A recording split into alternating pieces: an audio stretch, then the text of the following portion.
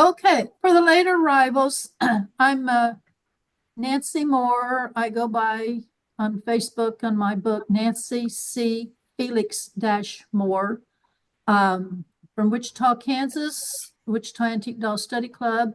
And we're just 3 to 3.5 hours, depending on the traffic, from national headquarters in Kansas City. So I'm here to present Baps, Huguette Clark, and Jonathon Green. And I'll start with the Baps history. Okay. And from there, we'll talk about, then we'll go into Huguette Clark and then later Jonathon Green. So the Baps story scans parts of 3 centuries. So I hope you enjoy that, how the story came to me, the results of my 16 years of continuing research, and how Huguette Clark and Jonathon Green fit into the story. Are you hearing me okay? Oh, yes. Okay. Some of you may have known Jean Grout, very active in UFDC, really miss the lady. She was kind of like me, and then when she first ran across the Baps, she didn't know what they were. So she did her own research and published her information in the spring 2003 Doll News magazine. And I remember reading it and thinking, oh, those are really cute. And I do tend to collect small dolls, but I said, I'm not going down that rabbit hole. Little did I know. Anyway, fast forward to February 20th. Actually, it was on the 19th of 2008. My husband and I walked into an estate sale, and here was some of these little critters, characters, whatever, for sale. And I immediately picked them up and just without even thinking, turned to my husband and said, these are wonderful. They must be German. I have to have them. The next day was our club meeting, and I took him for the show and tell. And one of the ladies there said, well, those are Baps. There's an article back in the Doll News. So I dug out my Doll News and read it. And sure enough, then my memory came back. So, you know, most dolls, once I know what they are, that's it. That's fine. I enjoy them. But for some reason, I just became obsessed with them and started researching. So this was back in the old days when you could communicate. Buyers and sellers and potential buyers could communicate with each other on eBay. And you could use your email address as your eBay ID. So anyway, I got on eBay and I started bidding. I won some, I lost some. But along the way, I made contacts with different people and learned from some of them. They were like children of parents or other relatives that had purchased the Baps while living on the U.S. military bases in Germany right after World War II. And they talked about how the military people got a cigarette stipend every week, whether they smoked or not, and how there was different German craftsmen as a way to survive after the war, going door to door. They could each go once a week. And they talked about the old lady or doll lady who was selling the Baps. And one even shared that there was of course, they called everybody old. Anyway, I'm sure they were a lot younger than I am now, but that's beside the point. One man hand carved chess pieces, and he'd bring a different piece each week. And they would either pay for it or barter with the cigarettes until they had a complete chess set. Then I got on Google and Googled Edith von Arps, who Jean Grout said made the Baps. And I Googled Baps, found nothing newer than what Jean had said, that supposedly Edith von Arps was a widow. Well, she wasn't. Was thought to be a baroness, and yes, she was. And but that was all I could find.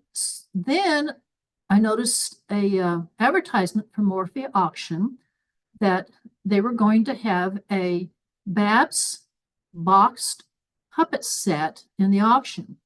Well, I knew that particular day I wasn't going to be home, so I made arrangements, and thankfully we had cell phones or a bag phone. I don't remember what it was, but anyway, we had a phone in the car. And when they called, I was riding along hubby was driving. I thought he was going to wreck the cars. I just kept bidding and bidding till I was finally successful in more ways than one. I did get the set, and when they arrived at the house, on the inside or the back side of the lid was this label. And here was the name, Edith B. Arps Aubert. Well, that was the first time I had seen the name Aubert. Who was this? So back to Google.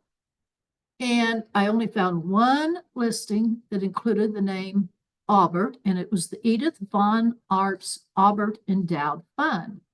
And this was at Denison University in Granville, Ohio. And I just asked that you don't try to contact them. They really didn't know anything other than they were pretty sure that this Edith von Arps Aubert was a doll lady. And they couldn't give me the name of the person that endowed the fund, but they were real friendly and offered to give my name to the person that endowed the fund. Within a week, I heard from Miriam Burbridge. She was a widow of a colonel. She had worked with the branch of the Army Special Services Recreation that set up service clubs in towns around Germany for the U.S. military personnel. She was a service club director at Bremerhaven, which is on the seaport on the western edge of Germany, where she met Edith in 1948. And I had to look at the map. I have to admit, I had no idea that Germany had a seaport. Anyway, Miriam was able to get military contracts set up in several of the service clubs for Edith to sell the Baps. So now Edith had not only the basis where she could go door to door, but she could get into the service clubs.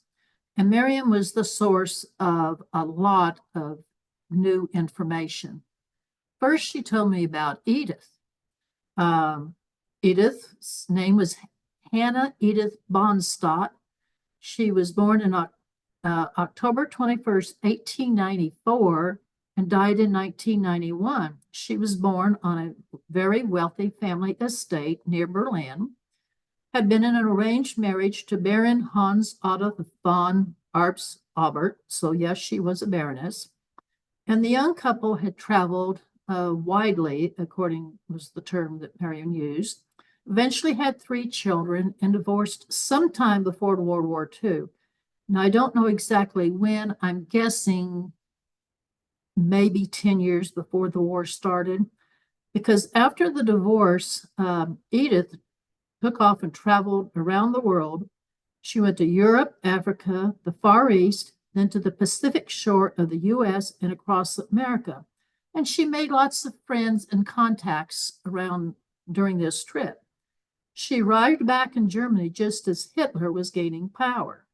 Miriam described Edith as truly a world citizen who could speak fluently with most people in their native language, kind, compassionate, and generous. And then Miriam started talking about Hildy. Hildy Bartel was born in 1890 in Berlin and died in 1972.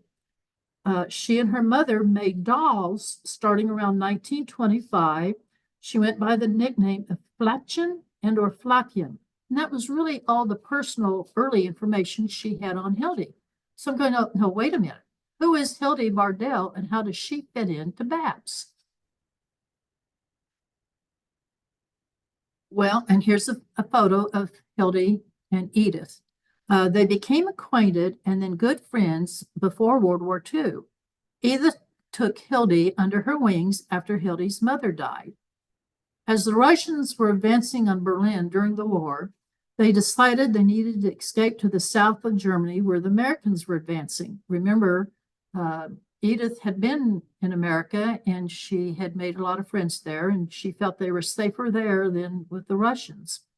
So at great risk, they left everything behind. And I mean, like, literally had to drop everything because the Russians were next door, according to Miriam. And it ended up in the southern part of Germany, which eventually became part of the U.S. occupation from 1945 to 52. So with Hilda's artistic ability and Edith's business sense, they decided to make tiny nursery rhyme dolls to sell to the US and the English military people, as they were the only ones with any money. The dolls had to be small since resources were so limited. They registered Baps in Bergenstadt 1946. Now here's the answer a lot of people ask, why do they call it Baps? Well, number one, it's capital B, capital A, capital P, capital S. The BA is from Bartel, the PS from ARPS. So Bartel, ARPS, or Baps. So the business grew and became a cottage industry that not only saved Edith and Hildy, but also put the bread on the table for their employees. And they virtually saved this small town where they ran.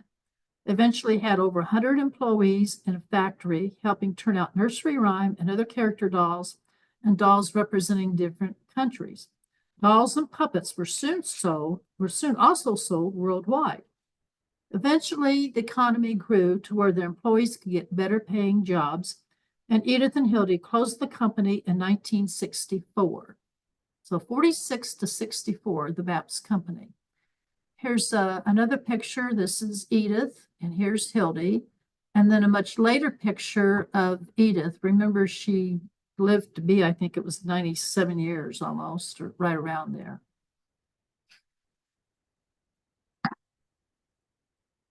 Then Miriam mailed me this pair of Baps ballerinas along with a note dated October 26, 2008.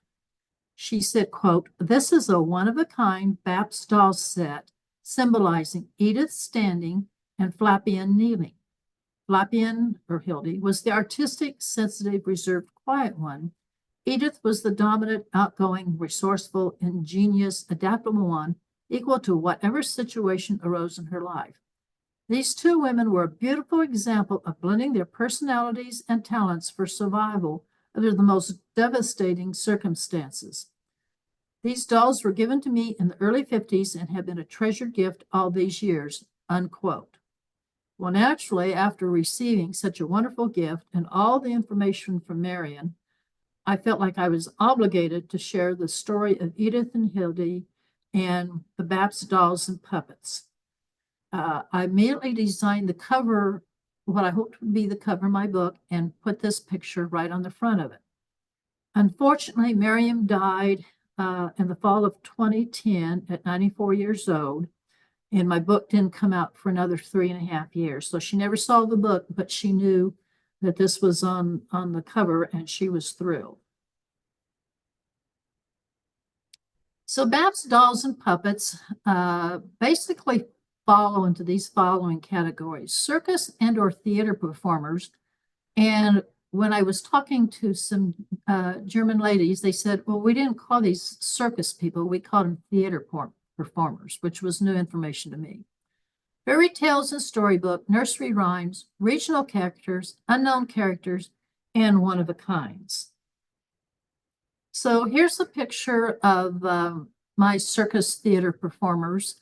They are all puppets, and this stage and this box with the stage are Baps made. I had to make this one out of corkboard because they didn't make one quite this big.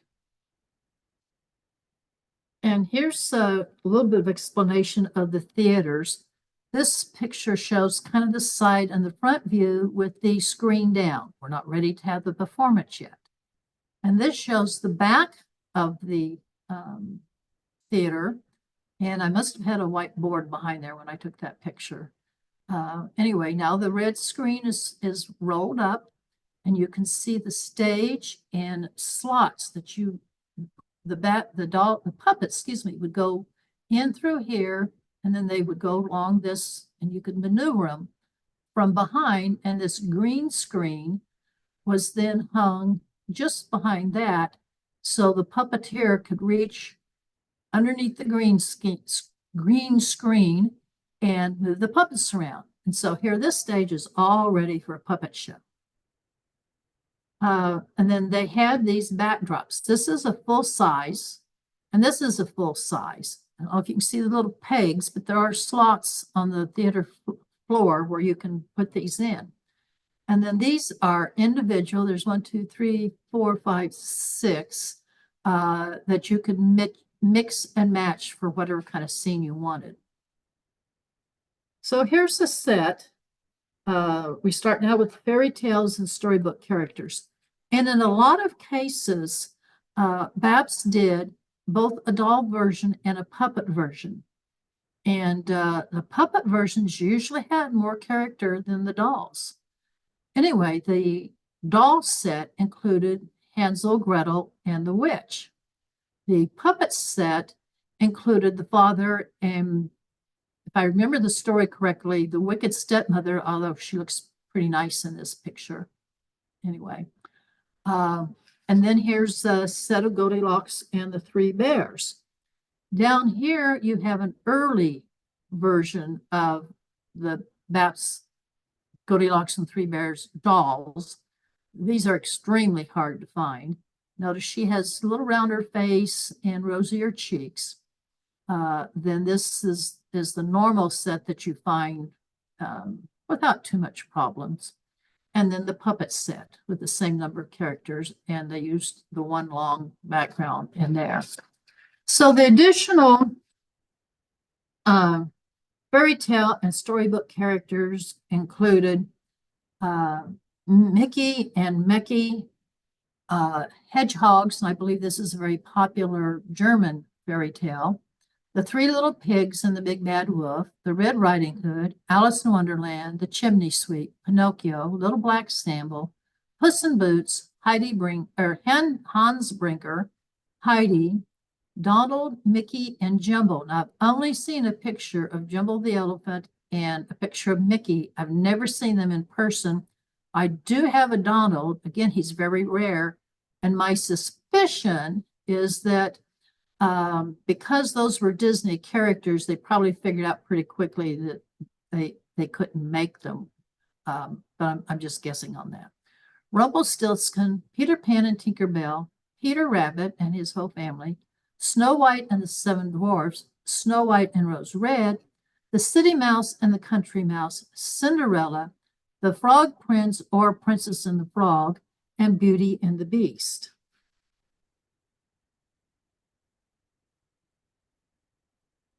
Then we go into the regional characters, and these are the most common pairs to find. It's a little harder to find a complete family. So this right here is the more common Bavarian couple with their children. This is an earlier set, and this is even an earlier. And I'm sorry when I say earlier, I don't have dates cut out, after this date or after that date. That's just all we have for reference. This group represents the Hessian or Hesse. They're called the Hessian family. This, again, was a region in Germany. And this is one of the early mothers and an early son. So these four are the basic, and then these two are earlier. And then this is the Black Forest family, again, with an early father and an early daughter. Here's another group of regional characters. These three couples are referred to as court, Rococo, or French court. And they come in various colors and fabrics and even hairdos and decorations. Then we have the mother and daughter. This is the Yugoslavian mother and daughter. And then these four, and if I haven't said this already, I have not found any catalog or anything from Baps that has pictures with the title of who they are. I do have some lists, and so I know they made Sicilian mother and daughter, and I know they made Italian mother and daughter, and I don't know exactly which pair these go to. Then we have the mother-son, and this is, of course, the Spanish, and then the Hungarian, and then we run into troubles again. I know there was Swedish and Norwegian. I did a little bit of research, costumes, and my guess, just from Googling anyway, is that this one is Swedish and this one is Norwegian, but this one's dress is like the Swedish, but her apron is like Norwegian. And the sons, they come in various fabrics and whatnot, and so there is no, as far as I know, this one definitely goes with that one. It could go with her, et cetera, et cetera. Here's some additional people. The back ones are all puppets. The ones in front are Baps dolls. And what's kind of fun in this group of puppets, and I don't know if you can see clear enough, this little boy is holding a spool of thread, and it kind of hangs down to the ground and back over, and it attaches to, there's a kite up here. And unfortunately, when I took the picture, the kite didn't get turned right, and it's a little frail too, but you can see that it's on the pole, so you can maneuver both the kite and the boy. Anyway, they're fun. I don't have exactly, this looks like he's probably a father. It's probably a mother. It could be a sister with a little one. This is probably the nursemaid. Interesting here, she's actually got some knitted, she's got anyway, she's knitting, supposedly. Then we get into nursery rhymes, puppets, and dolls. This whole back version, these back ones, excuse me, are all puppets, and then here's the dolls. Now, Little Boy Blue was not sold with the lamb. He's got his horn, and if you remember, Little Boy Blue can blow your horn, the sheep's in the middle and the cow's in the corn. So I kind of put him in with the rest of the sheep group. These four here are Baba Block sheep in two varieties of the outfits. I never got a second puppet one, so one of them is missing the black sheep. And then this is a very early, maybe even pre-Baps version of Little Bo Peep. Notice the lamb in this case is all thread wrapped. But the regular version, she always has her eyes closed. She carries a staff, and she's got her little lamb. And then Mary had a little lamb, and she comes with a book and her lamb. And all the lambs, with the exception of the thread wrapped one, have a blue band around their neck, and then a little gold piece that represents their bell. I have fun calling this the pastry group. We have, because they all come with some kind of made pastry. Simple Simon with the pieman, and then a little Jack Horner, and he's the only one that I've also found a puppet version of. Sing a Song of Sixpence, Queen and Knave of Hearts.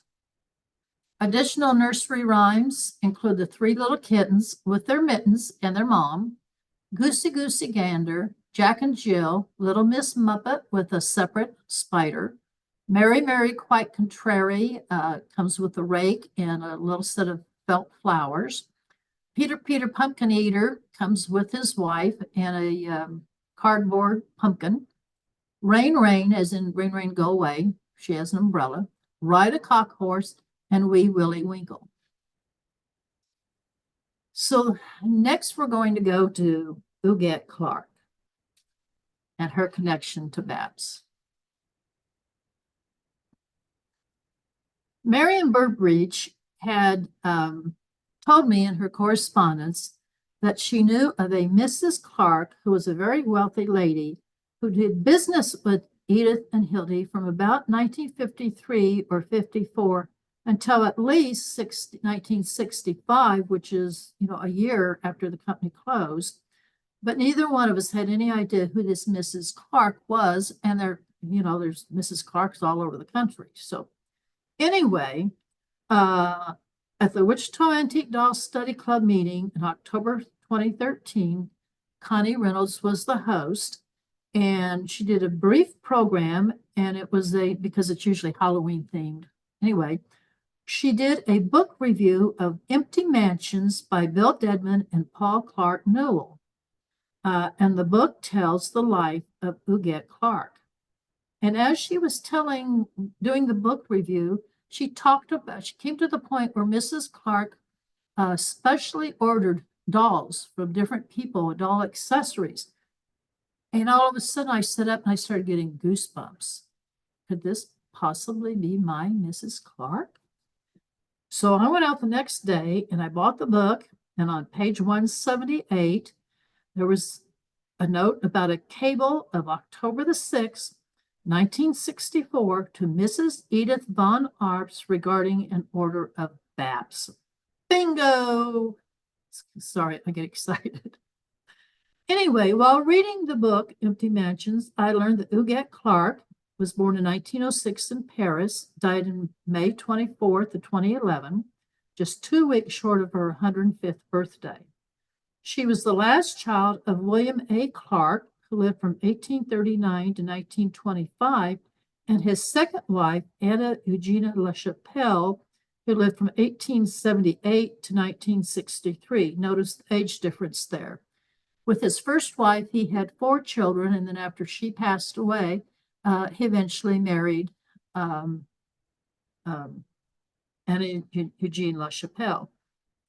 Mr. Clark made his fortune in the copper mines. He was a controversial senator, a railroad baron, founder of Las Vegas, which is located in Clark County, which was named after him. When he died, he left an estate estimated between $100 million and $250 million, which is about $3.4 billion today. Huguette inherited 1/5 of his estate at the age of 18. And this is one of the few pictures of the family. There's William Clark. There's their mother. And then this is Huguette's sister, was about 4 years older. And unfortunately, she died of a disease in her teens. But here's Huguette. And notice she's holding a doll. This picture was taken in, and this was in Bill Dedman's book. They were on a family vacation in Connecticut about 1912, and they held tickets for Titanic's return to Europe. Obviously, they didn't have to go on that trip because we all know what happened to the Titanic. There was no return trip.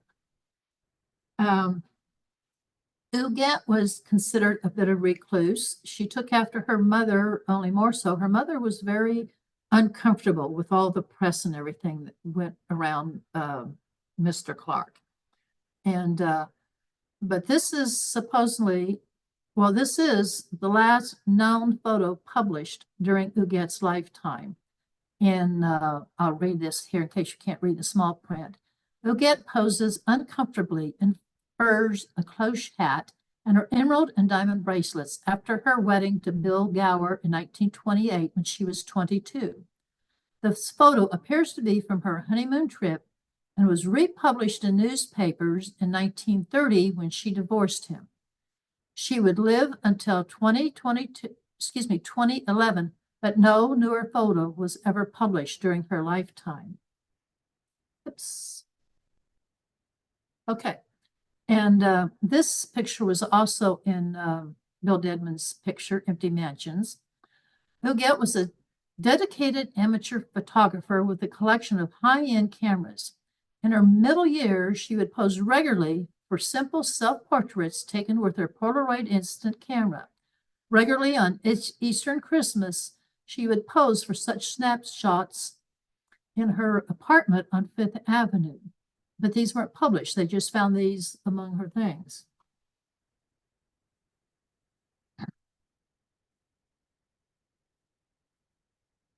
Let me see.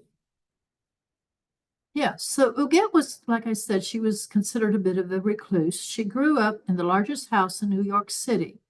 She owned paintings by Degas and Renard, world-renowned Stradivarius violins, not just one, but multiple. Jewels from Cartier, had the mansions in Connecticut and Bellasquardo and Santa Barbara that had not been lived in for over 50 years at the time when she died. But she always sent money and had groundskeepers that took care of those places. She also owned 3 apartments with a total of 42 rooms in a classic limestone at 907 Fifth Avenue, New York, overlooking Central Park at 72nd Street, that she had not lived in since March 1991, when she moved into the hospital. She went into the hospital for illness. She was cured, but she liked the staff and she liked the privacy there. And she could do whatever she could afford to, and she could afford to do whatever she wanted. So that's where she stayed until she died. She also owned a vast, extraordinary collection of antique dolls that included automata from 1860 to 1890, early Japanese cultural dolls, and architectural miniatures, and Baps. Yay. Here's another picture. When she was 86, she bought these 2 French dolls from the late 1800s. She paid nearly $30,000 for the pair, but had authorized her attorney to bid up to $135. She was nearly always the highest bidder. Stewart has since mentioned several times that they would get a phone call from this attorney. They never knew who his client was. He would say that his client wanted such and such and such and such in this upcoming auction. And Stewart, or whoever at the Rawls answered the phone, would ask, well, what does she want to bid? And the attorney would say, you don't understand. She wants them. So she got him. So I found an email for Bill Dedman after reading the book, and sent him an email and told him that, my story about researching Huguette Clark and the connection to Baps, and wanted to know if he had any additional information that I could use in my book. And about 3 weeks later, I had an email from him where he said he had set up a website just for me to download copies of all the correspondences and photos that he had in regards to my request.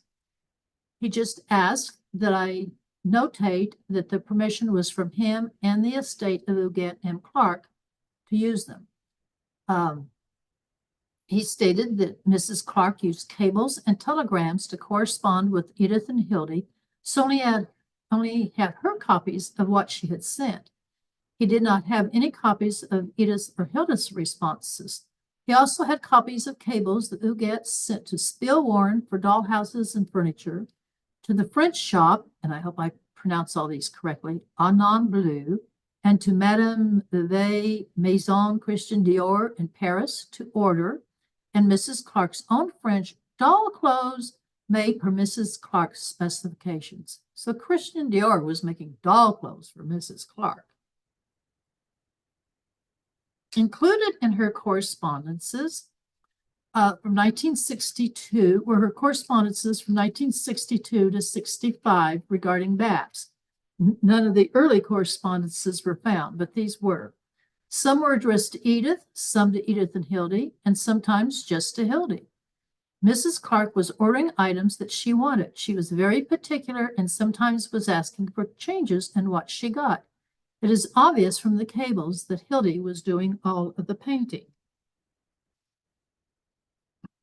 According to the correspondences, Mrs. Clark received as gifts from Edith and Hildy Rapunzel and Prince, Briar Rose and Prince. And I'll say that when the collection, things were all jumbled up and there were so many versions of Prince that we have no idea which prince went with which princess. Pastry cook and wife, Miller and Nev. She also received or ordered lovely begonia flower puppets and the Rapunzel puppet, an elegant dress, and several other things were mentioned. And I was able to purchase both of these. That's why I can share the picture. And the chimney sweep and the little shepherdess and this was in spring of 1962. And again, these are in my collection. In one correspondence, Huguette wrote, "Lovely play A Briar Rose arrived. It is exquisite and the characters fascinating. Send me a bill for this theater. Thank you so much for the charming little elves and flower shop." In another correspondence, she wrote, "Received beautiful dolls and delighted with them. Would like more Rococo grown-up couples with ladies dressed in pink dresses, white hair, slightly shorter than those just received. Would also like family dolls, period 1830, and more modern blonde lady dolls with blue eyes, dressed in pink dressy dresses, but slightly shorter than ones just received." Mrs. Clark also commissioned many artists to make doll houses and direct a portion to the dolls that she had. And Hildy did several. And this was one of the pictures that Bill Dedman sent to me to use in the book, and believe that these were all made by Hildy. She called them the ones that she ordered included Rapunzel House, Snow White House, 2 Sweet Porridge Houses, 2 Rumpelstiltskin Houses, Sleeping Beauty House, 2 houses with religious scenes, one to include cherubs, Cinderella House, a house representing a Bavarian watermill with the fairy tale The Nixie of the Mill Pond. She also had Hildy paint some very specific scenes on the walls. There were quite a few of the houses in her estate auction, but I was flying and just didn't make any sense. I couldn't get them on the airplane, and I didn't want to pay the extra cost in shipping. So other people were lucky enough to have those. So anyway, several months before, Huguette Clark's doll auction was held by Thuralt's January 2020 in Santa Barbara, California, just before COVID became an issue. And this auction was announced at the UFDC convention prior to that. And when I came home and told my husband about it, he said, "Well, I suppose you have to go, don't you?" And I said, "Yep." So I and let's see, I think 5 other members of the Wichita Doll Study Club, we all flew out and attended the auction, got to tour Bellasguardo, and I felt like I had died and gone to heaven. But anyway, several months before the auction, Florence had asked me if I would be willing to help with identifying the Baps from Huguette's collection. I agreed, said I would do my best. I received emails with photos about 42 trays of Baps with over 800 total Baps dolls and puppets. They're all part of Huguette's collection. This is just one of the trays. And here's another one of the trays. Notice the Rococo people. And then here's one of the puppet trays. Here's some of the flower people she talked about. There's the one I ended up with. And here's another one of the trays of the puppets. So then the auction was held, and between that auction and a couple of others later on, and I don't remember, well, I know I got this one at the Santa Barbara auction. This is the, obviously, Alice in Wonderland puppet set. Now, actual Alice in Wonderland dolls only included Alice and the White Rabbit with the clock. And the clock is often missing, and the face is often worn off. So this is my display at home. I added my pink, anyway, this version of Alice in Wonderland and this version of Alice in Wonderland, along with the puppets.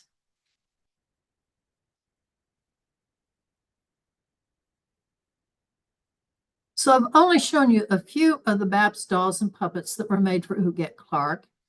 And maybe you have the Thuralt's auction catalog. Maybe you can get one to see all of them, and go on the internet and search their past auctions. Anyway, I'm so thrilled to learn that a very wealthy lady who could and did buy anything she wanted recognize the quality of the Baps dolls and the artistic abilities of Hildy. Now we're going to go on to Jonathon Green. As early as 2010, 4 years before I published my first edition, I mentioned how we could communicate back and forth over eBay and whatnot. A John Green, answered an identification question that I had about a Baps theater piece. I didn't realize at the time who he was, but we did become more acquainted as time went on. Then in October of 2014, absentee bid, he bought a collection of stick puppets through this, and I can't pronounce the name of the German auction company. And they were attributed to Hilda Bartel and the Hilda Bartel Berlin Theater. This confirmed the information that I had, but couldn't prove that Hilda Bartel did make puppets before she and Edith started making Baps.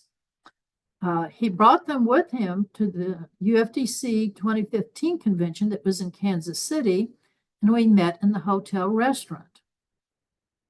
We placed them all out on a table and bench for me to photograph and use in my book, but he didn't want me to use his name. And this is just one of the pictures. The rest are all pictures in my book. But I was thrilled to finally have proof and examples of what I had long suspected.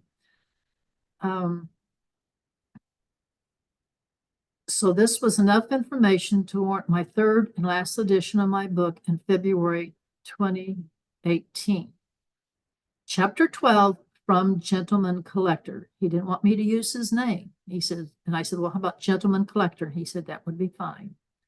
A couple years later, I'm thinking it was during COVID 2020, he offered to sell the collection to me, but unfortunately I had to pass. Then, as you all know, Jonathon passed away, and Thorwald's held his doll auction last September the 23rd. Here's one set that I purchased online. The only one I know this is Poor Cinderella. The rest of these I haven't even tried to identify yet. Again, we have no real list. And then here is a comparison of Little Red Riding Hood. And this is the Little Red Riding Hood Baps dolls that were used in the promotion for this Zoom meeting. And then these are the Baps puppets that added the grandmother and the woodsman and the mother. And notice the wolf doesn't have any clothing. Then the Hilda Bartel Little Red Riding Hood set. And I'm sorry, pictures were taken through glass.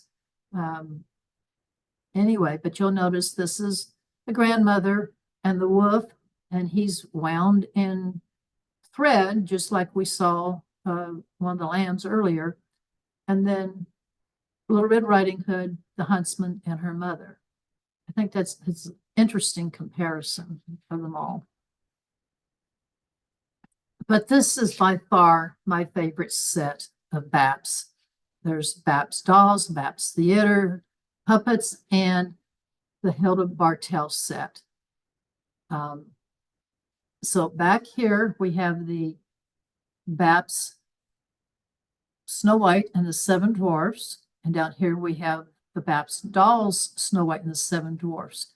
Now the set was not sold with a witch, but I bought some extra witches that would have been made for the Hansel and Gretel set. I was able to get them both in the puppet and the doll set because I just felt they belonged with the Snow White and the Seven Dwarfs. And then here, and again, compare the difference between the Hilda Bartel puppets the Seven Dwarfs and Snow White. And we think this is the woodsman. He's not dressed fancy enough to be a prince. There may have been a prince with the set, but it didn't get boxed in with her. Now, those of you that know your fairy tales may remember Snow White and Rose Red, which is a totally different story from Snow White and the Seven Dwarfs. In that case, Snow White was the blonde and Rose Red had the dark hair. And the story goes that they were sisters and they rescued this bear who was caught in a bear trap and nursed him back to health. And then, of course, he ended up being a prince. And I don't know which of the sisters got him. But anyway, so I did find the blonde version of Snow White and the puppet, but it's really hard to tell in the doll version. I mean, they're dressed so similarly that I don't have, as far as I know, an extra puppet, Rose Red. Here's just some of my collection, and I know you can't see all of that.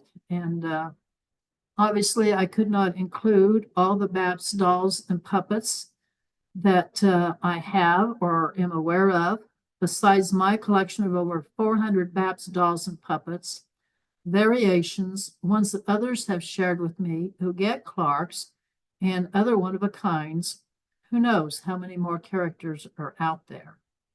So if you have any questions or just want to visit with me about Baps, you may contact me through my email, which is bapsdollspuppets@gmail.com, or also have a Facebook group, Baps Dolls and Puppets.